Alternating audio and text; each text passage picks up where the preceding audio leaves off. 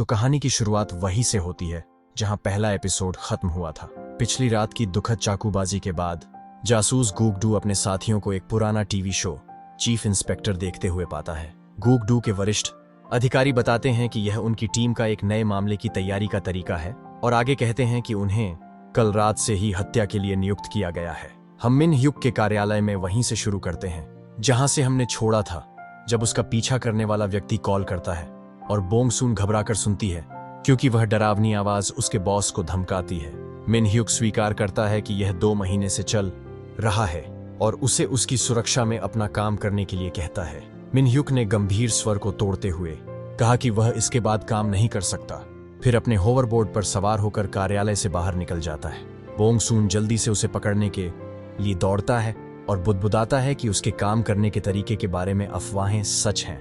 Building के garage में मिन ह्युक ने बोंग सून को कार स्टार्ट करने के लिए कार की चाबियां थमा दी।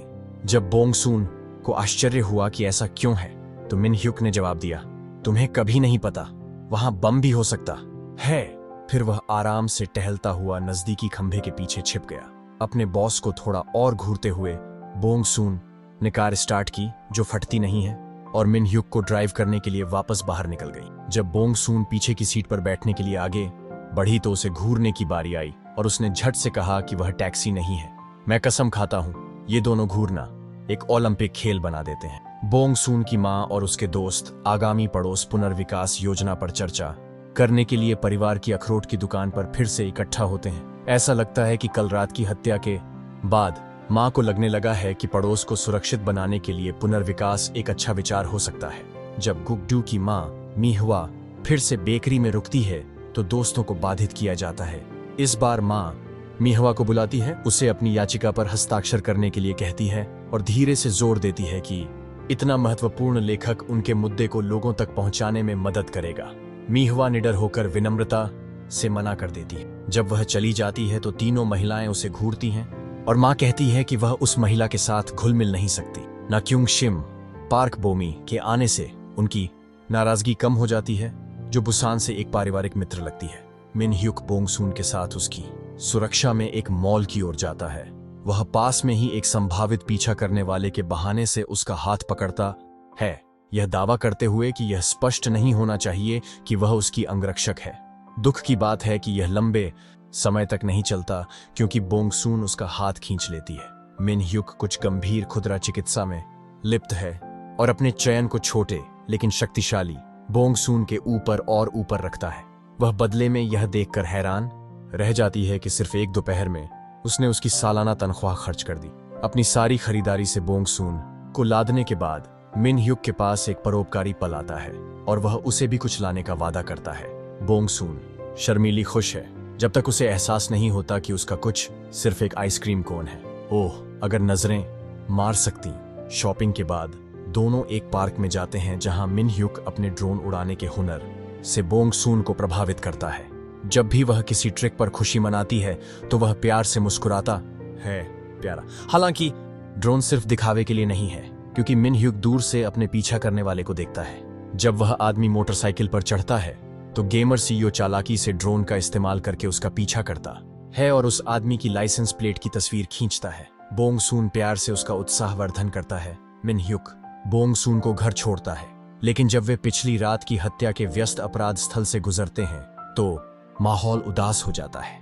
ऐसा लगता है कि वह उसका मनोबल बढ़ाना चाहता है, इसलिए वह मांग करता है कि वे साथ में खाना खाएं। इसलिए बोंग सून उसे अपने परिवार की अखरोट की दुकान पर ले जाती है।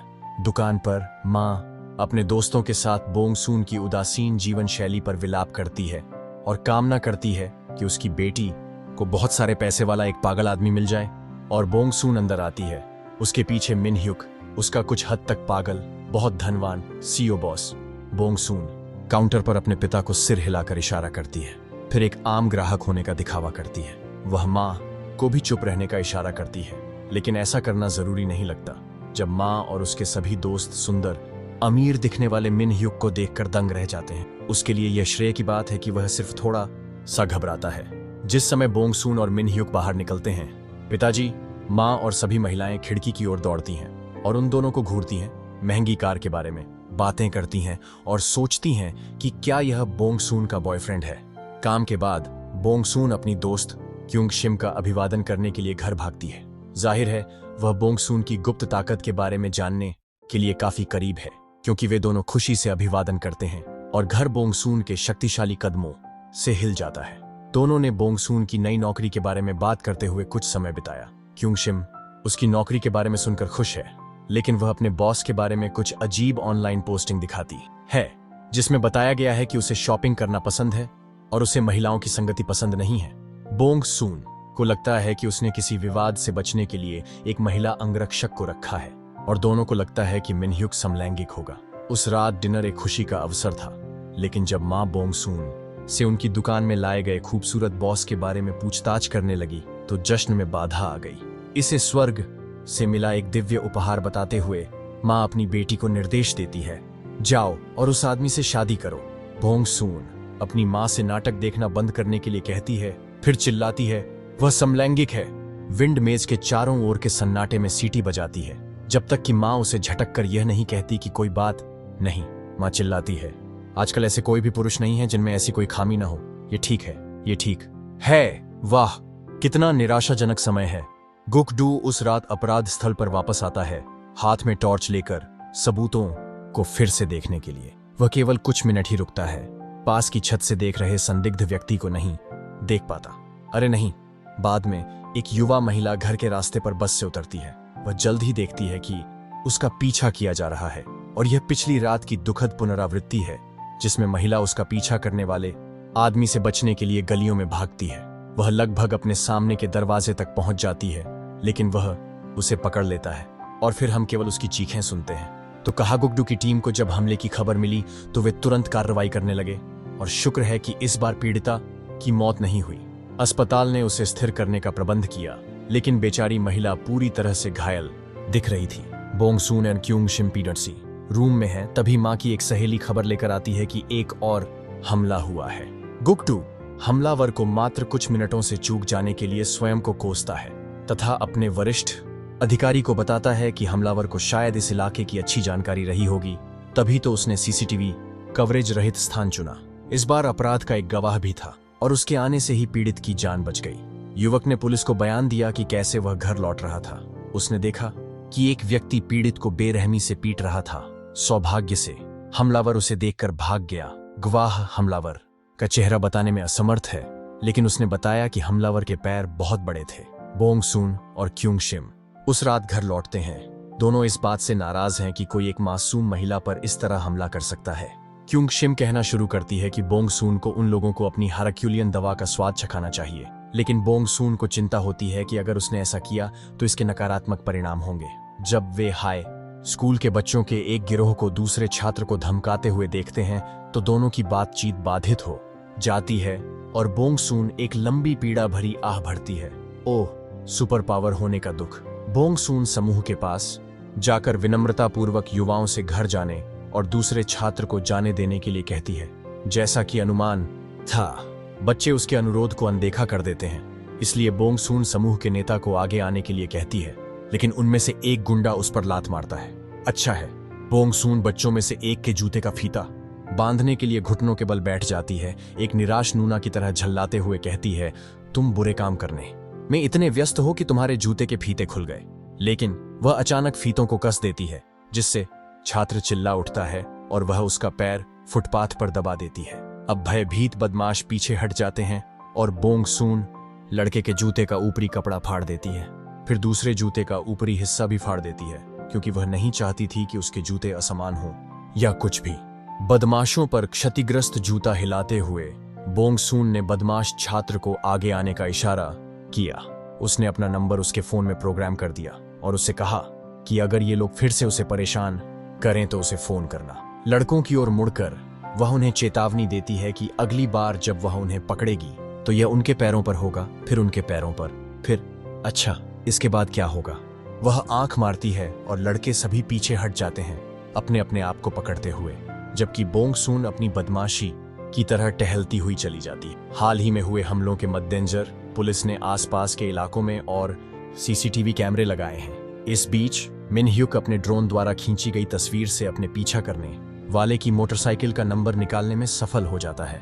पहले पीड़ित के शव परीक्षण के नतीजे आ चुके हैं और गुगडू की टीम चोटों का विश्लेषण करने के लिए इकट्ठा होती है। वरिष्ठों ने निष्कर्ष निकाला है कि 2 अलग अलग हमलावर रहे होंगे, क्योंकि पहले पीड़ित को चाकू से मारा गया था लेकिन दूसरे को नंगे हाथों से पीटा गया था। गुगडू अस्पताल में रिपोर्ट करता है और दूसरी पीड़िता की सुरक्षा करता है। वह इस मौके का फायदा उठाते हुए उसकी चोटों की तुलना पोस्टमार्टम की तस्वीरों से करता है और पाता है कि असल में सिर्फ एक हमलावर ही था जो महिलाओं को वश में करने की कोशिश कर रहा था, उन्हें मारने की नहीं।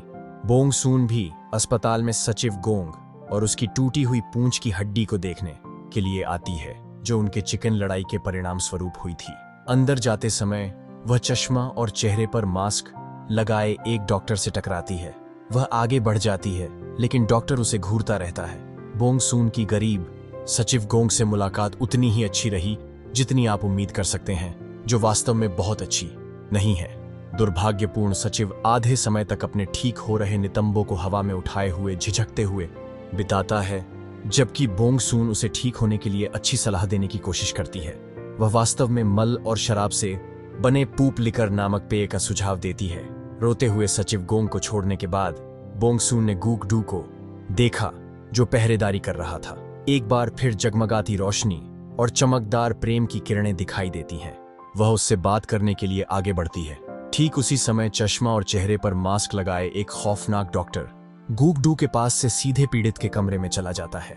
गुगडू को इस बात पर कोई एतराज नहीं है, क्योंकि वह व्यक्ति एक डॉक्टर है, और जब वह बाहर बोंग सून के साथ इस बारे में बात कर रहा होता है तो खौफनाक डॉक्टर मरीज को कुछ नियॉन पीले रंग का तरल पदार्थ इंजेक्ट कर देता है। ओह, इसके अलावा बुरा गुगडू, अब तक की सबसे खराब सुरक्षा खौफनाक डॉक्टर कमरे से बाहर चला जाता है, और जब गुगडू उसे देखता है तो उसे कुछ भी संदेह नहीं होता।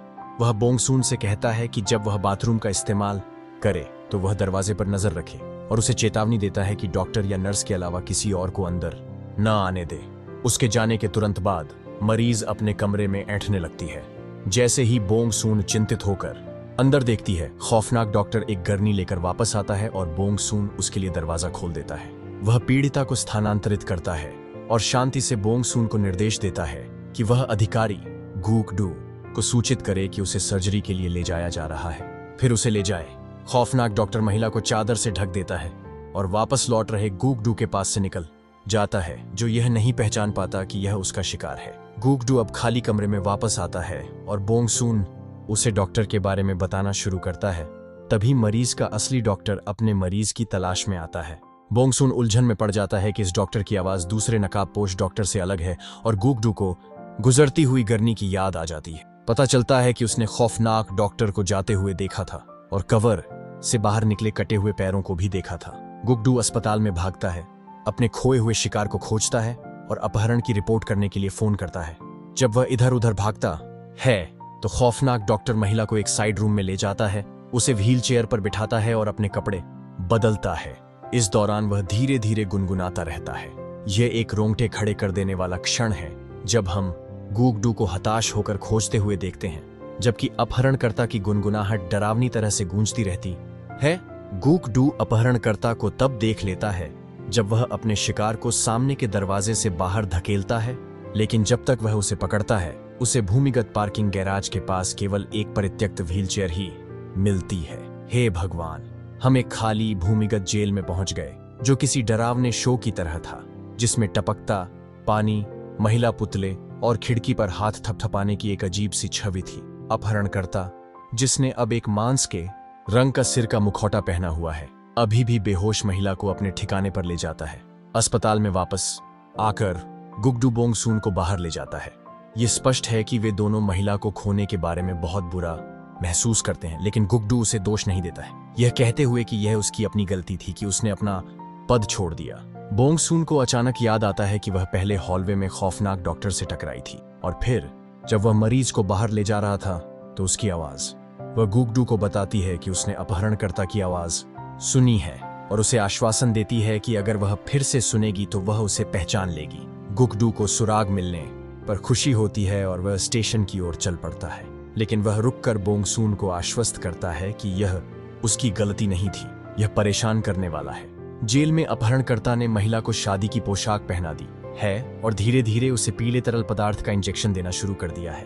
कंपना गुगडू अपने गुस्से से भरे टीम लीडर का सामना करने के लिए वापस आता है, जबकि अन्य पुलिस वाले अपराधी की इस हिम्मत पर गुस्सा होते हैं कि वह पीड़ित को उनके सामने से चुरा ले गया। गुकडू बीच में आकर बोंगसून के लिए नागरिक सुरक्षा का अनुरोध करता है, क्योंकि अपहरणकर्ता ने उसका चेहरा देख लिया है। उस रात बोंगसून तारों को देखती है और उस मरीज को याद करती है जब उसे ऐंठन होने लगी थी। उसका जुड़वां भाई बोंगकी उसके साथ आता है और वह विलाप करती है, भले ही मेरे पास ताकत हो, मैं इन परिस्थितियों में कुछ नहीं कर सकती। फिर भी वह सोचती है कि क्या कोई ऐसा तरीका था जिससे वह उस महिला की मदद कर सकती थी। अगली सुबह बोंगसून काम पर वापस आ जाती है और मिनह्युक उसके पड़ोस में हुए दूसरे हमले के बारे में पूछती है। वह उदास होकर स्वीकार करती है कि पीड़ित का अपहरण कर लिया गया था, यह उसके लिए खबर है। और मिनह्युक समाचार रिपोर्ट देखता है। इसके बारे में सुनकर अजीब तरह से उत्साहित हो जाता है। एक छोटे बच्चे की तरह मिनह्युक इसे आकर्षक कहते हैं। संदिग्ध की प्रतिभा पर आश्चर्यचकित होते हैं। बोंगसून बताते हैं कि किसी व्यक्ति का अपहरण होना रोमांचकारी नहीं होना चाहिए, लेकिन मिनह्युक का तर्क है कि इसका रहस्य अभी भी दिलचस्प है, खासकर ये सवाल कि उन्होंने एक पीड़ित को क्यों मार दिया लेकिन दूसरे को जीवित क्यों रखा। मिनह्युक द्वारा अपराधी का बेहद सटीक विश्लेषण किए जाने पर बोंगसून भी उसकी ओर आकर्षित हो जाती है। वह यह निष्कर्ष निकालता है कि वह पीड़ित को जीवित पकड़ना चाहता था और उसने चाकू का इस्तेमाल तभी किया जब पहली महिला ने विरोध किया, अन्यथा वह उसे पहले ही अधिक घातक स्थानों पर चाकू मार दे। जब बोंगसून टिप्पणी करती है कि वह एक अपराधी के मन को बहुत अच्छी तरह से समझता है, तो वह उसे बताता है कि एक बच्चे के रूप में उसका सपना एक अपराधी बनना था। वे तब बाधित होते हैं जब बोंगसून को गुकडू का फोन आता है, जो उसे सूचित करता है कि उसने उसके विरोध को दरकिनार करते हुए उसके लिए एक सुरक्षा दल नियुक्त किया है। रुको, क्या हमें अंगरक्षक के लिए एक अंगरक्षक मिल रहा है? ओह, मुझे उम्मीद है कि ऐसा होगा। तो बोंगसून जब वह फोन रखती है तो मिनह्युक को लगता है कि उसे इस पुलिस वाले पर क्रश है। बोंगसून को यह जानकर आश्चर्य होता है कि उसे यह पता चल गया है, लेकिन मिनह्युक ने उपहास करते हुए कहा कि यह बिल्कुल स्पष्ट है। उसे बहुत पारदर्शी व्यक्ति कहा। वह उसकी पसंद की तारीफ करता है क्योंकि गुकडू बहुत सुंदर है।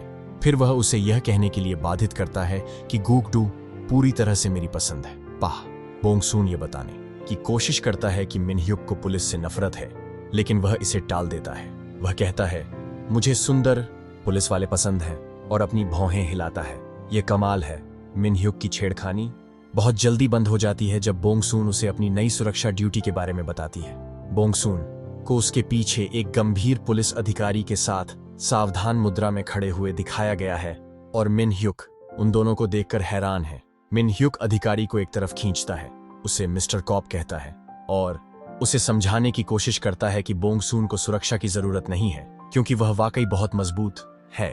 वह उसे उसके साथ लड़ाई करने के लिए उकसाने की भी कोशिश करता है, लेकिन मिस्टर कॉप सेक्रेटरी गोंग से ज्यादा होशियार साबित होता है और अपनी जगह पर कायम रहता है। निराश होकर मिनह्युक बोंगसून को आगे की सीट पर और मिस्टर कॉप को पीछे की सीट पर बिठाकर ड्राइव पर निकल जाता है। जब मिस्टर कॉप कहता है कि वह बोंगसून की सुरक्षा तब तक करेगा जब तक उसे कोई दूसरा आदेश नहीं मिल जाता, तो मिनह्युक छोटी सी बात पर भड़क जाता है कि उसे पुलिस क्यों पसंद नहीं है। 1 वे धीमे हैं, 2 वे आपकी पीठ में छुरा घोंपते हैं, 3 वे मूर्खतापूर्ण काम करते हैं, और 4 चाहे आप उन्हें कितनी भी चेतावनी दें वे नहीं सुनते। इस दौरान बोंगसून अपना मुंह खोलती और बंद करती है, चुपचाप उसके तीखे हमले का मजाक उड़ाती है। जेल की कोठरी में वापस आकर नकाबपोश अपहरणकर्ता, चलो नकाबपोश आदमी के साथ चलते हैं, क्योंकि वह अब डॉक्टर की तरह कपड़े नहीं पहनता है। अपने शिकार को सावधानीपूर्वक धोता है, जिसे बिस्तर पर हथकड़ी लगी हुई है। महिला उसके उपचार के बीच में जाग जाती है और तुरंत चिल्लाना शुरू कर देती है। नकाबपोश आदमी पहले तो उससे प्यार से बात करता है, कहता है कि उसे वापस पाने के लिए उसने बहुत कुछ सहा है और उसे अपनी पहली दुल्हन कहता है, लेकिन जब वह मदद के लिए चिल्लाती रहती है तो वह निराश हो जाता है। वह क्रोधित होता है कि उसने उसे तब बचाया जब वह छोटिल थी, और महिला भयभीत होकर रोने लगती है। नकाबपोश आदमी फिर से बीमार करने वाला मीठा बन जाता है, उसे आश्वस्त करता है कि उसका पति यहीं है। उसे मुस्कुराने के लिए मजबूर करने के बाद वह एक बीमार पोलरॉइड फोटो लेता है और इसे खाली तस्वीर फ्रेम से भरी दीवार पर लटका देता है, शायद भावी दुल्हनों के लिए। मिनह्युक एक सेमिनार में भाग लेता है। उसका अंगरक्षक और उसका अंगरक्षक दोनों खड़े हैं, खैर पहरा दे रहे हैं। बोंग सून दर्शकों को पीछा करने वाले के लिए स्कैन करता है और ऑडिटोरियम के बाहर एक संदिग्ध व्यक्ति को देखता है। सेमिनार के बाद मिन ह्युक और मिस्टर कॉप दोनों शौचालय में जाते हैं, जबकि बोंग सून बाहर इंतजार करती है। बोंग सून जब पहले वाले संदिग्ध आदमी को देखती है तो वह तुरंत चली जाती है, लेकिन शौचालय में घुसने वाले आदमी पर ध्यान नहीं देती। मिन ह्युक पहले बाहर निकलता है और जब बोंग सून बाहर नहीं होती तो उसे आवाज लगाता है। शुक्र है कि वह जल्दी से दौड़कर आती है और पहले बताए गए संदिग्ध आदमी का वर्णन करती है। मिन ह्युक इस पर उपहास करते हुए कहते हैं कि वास्तव में बुरे लोग पूरी तरह से सामान्य दिखते हैं, लेकिन फिर वह यह देखकर रुक जाता है कि मिस्टर कॉप अभी तक बाहर नहीं आया है और वापस शौचालय में भागता है। ठीक उसी समय जब पहले वाला आदमी बाहर निकलता है, मिन ह्युक और बोंग सून मिस्टर कॉप को फर्श पर पाते हैं। पेट में चाकू घोंपा गया है। मिन ह्युक बोंग सून पर दबाव डालते हुए एम्बुलेंस बुलाने के लिए चिल्लाता है। जल अस्पताल में फिर से मिन ह्युक को चिंता होती है कि चीजें और भी गंभीर हो गई हैं। उसने कभी नहीं सोचा था कि पीछा करने वाला इस तरह की हिंसा का सहारा लेगा। वह बोंग सून से इस्तीफा देने के लिए कहता है, लेकिन वह साफ मना कर देती है। यह मेरा काम है कि मैं अपने मुवक्किल की जिंदगी को अपनी जिंदगी से ऊपर रखूं। मुझे नौकरी से मत निकालो, मैं तुम्हारी रक्षा करूंगी। ओह, बोंग सून पूछता है कि क्या ऐसा कोई है जो उसे चोट पहुंचाना चाहेगा, लेकिन दुर्भाग्य से ऐसे लोगों की सूची काफी लंबी है जिसमें उसके परिवार के सदस्य भी शामिल हैं। मिन ह्युक ने बताया कि उसकी और उसके दोनों भाइयों की मां अलग अलग है और उसका परिवार अव्यवस्थित है। उनसे बचने के लिए उसने अपनी विरासत त्याग दी और अपनी खुद की कंपनी एनसॉफ्ट शुरू की, लेकिन उसकी सफलता ने उसके पिता को और भी आश्वस्त कर दिया कि उसे पारिवारिक व्यवसाय मिन ह्युक को सौंप देना चाहिए। तब से वह सार्वजनिक दुश्मन बन गया। बोंग सून कसम खाती है कि चाहे पीछा करने वाला कोई भी हो, मैं निश्चित रूप से उन्हें पकड़ लूंगी। मिन ह्युक उसके ईमानदार वादे से प्रभावित होता है, लेकिन जब डॉक्टर उन्हें बताता है कि मिस्टर कॉप ठीक हो जाएगा तो वे बीच में ही रुक जाते हैं। वाह, हम एक कमरे में जाते हैं जहां एक सुंदर युवती सेलो का अभ्यास कर रही है। यह जो ही जी सियोल इनाह है, जो गुगडू की गर्लफ्रेंड है, और दोनों एक कैफे में मिलते हैं। गुगडू देर से आता है और पूरी तरह से भूल जाता है कि यह उनकी 100 दिन की सालगिरह है। हालांकि यह सामान्य लगता है और ही जी इसे सहजता से लेते हुए कहते हैं कि वह व्यस्त रहे होंगे। अस्पताल के बाद मिन ह्युक बोंग सून को घर ले जाता है। वह उसे एक नरम नजर से देखता है और प्रस्ताव करता है, आज रात मेरे साथ रहो, मैं तुम्हारी रक्षा करूंगा और तुम फिर से मेरी रक्षा करोगे। उफ, यह एक अच्छा पल है, जब तक कि मिन ह्युक उसे अपनी उम्मीदें कम करने के लिए कहकर इसे बर्बाद नहीं कर देता, क्योंकि वह उत्साहित होती दिख रही है। फफट यह एक झगड़े में बदल जाता है जिसमें बोंग सून जोर देकर कहता है कि उसके घर जाने का कोई कारण नहीं है, और मिन ह्युक झुंझलाहट से इशारा करता है कि उसे उसके साथ और अधिक फ्लर्ट करने की कोशिश करनी चाहिए और उसके साथ एक रात बिताना एक अद्भुत अवसर है। हाँ, तो फिर उसे उत्साहित होना चाहिए। मिन ह्युक ने किसी तरह से अपने अनुबंध का हवाला देते हुए कहा कि उसे क्लाइंट की सुरक्षा के लिए जो भी करना होगा, चाहे कुछ भी हो। उसने विनम्रता से यह भी कहा, मुझे डर लग रहा है, लेकिन इसका कोई फायदा नहीं हुआ। कैफे में गुगडू अभी भी अपनी डेट पर है जब उसे फोन आता है कि बोंग सून के अंगरक्षक को काम के दौरान चाकू मार दिया गया है। कार में वापस आकर मिन ह्युक यह तर्क देता है कि उसके साथ रहने से गुगडू ईर्ष्यालु हो जाएगी, और यह तर्क उसका ध्यान आकर्षित करता है। वह अंत में यह भी कहता है, मैं अकेला नहीं रहना चाहता, और बोंग सून आखिरकार मान जाता है, इस बात पर जोर देने के बाद कि वह उसे दोगुना भुगतान करेगा क्योंकि यह ओवर टाइम है। लड़की की प्राथमिकताएं हैं। दोनों मिन ह्युक के घर पहुंचते हैं जहां बोंग सून को गुगडू का फोन आता है और वह पूछती है कि वह कहां है। मिन ह्युक और बोंग सून पॉट राम्यून साझा करते हैं, और मजेदार बात यह है कि वह मुश्किल से इसे निगल पाता है, जबकि उसका मुंह जल जाता है, जबकि वह शांति से इसे निगल जाती है। लिंग परिवर्तन का एक सा बोंग सून बची हुई अखरोट पाई को देखती है और स्वीकार करती है कि यह उसके परिवार की बेकरी है, जिससे मिन ह्युक नाराज हो जाता है कि उसने अपने परिवार की बिक्री बढ़ाने के लिए उसका इस्तेमाल किया। वह उसे रात में रामायून खाने के बारे में चिढ़ाता है। एक सामान्य कोरियाई पिकअप लाइन, मेरे साथ कुछ रामायून खाना चाहोगी? लेकिन संदर्भ पूरी तरह से मासूम बोंग सून के सिर के ऊपर से निकल जाता है। देर रात तक चलने वाले उनके शरारती रामायून सत्र में दरवाजे की घंटी बजने से बाधा उत्पन्न होती है और एक धर्मी गुगडू अचानक आता है जो मिन ह्युक पर तीखी नजर रखता है। ओह बॉय, गूगडू तुरंत जानना चाहता है कि यह घर किसका है और मिन ह्युक बेपरवाही से आगे बढ़कर कहता है कि बोंगसून आज रात यहीं रहेगी, इसलिए उसे चिंता करने की कोई बात नहीं है। आश्चर्य की बात नहीं है कि गूगडू को यह पसंद नहीं है और वह बोंगसून से कहती है कि वे जा रहे हैं। उसे एक आदमी के घर पर बेतहाशा रहने के लिए पागल कहती है। गूगडू बोंगसून की कलाई पकड़कर उसे दरवाजे से बाहर खींचती है, लेकिन मिन ह्युक जल्दी से उसकी दूसरी कलाई पकड़ लेता है और उसे पीछे खींचता है और गूगडू से उसे जाने देने के लिए कहता है। गूगडू धीरे धीरे पीछे मुड़ता है और लेजर मिन ह्युक को घूरता है, यह जानने की मांग करता है कि वह क्या कर रहा है। मिन ह्युक सरलता से उत्तर देता है, मुझे अभी इस लड़की की आवश्यकता है। बोंगसून उन दोनों के बीच बारी बारी से देखता है, क्योंकि गूगडू बार बार कहता है कि वह उसे घर ले जाने वाला है और मिन ह्युक जवाब देता है कि वह इसकी अनुमति नहीं देगा। वे और करीब आते हैं, दोनों हाथों से बोंगसून की कलाई पकड़ते हैं, जबकि मिन ह्युक अंतिम बार कहता है, मैंने कहा नहीं। अगला एपिसोड देखना है तो लाइक, सब्सक्राइब और कमेंट करें।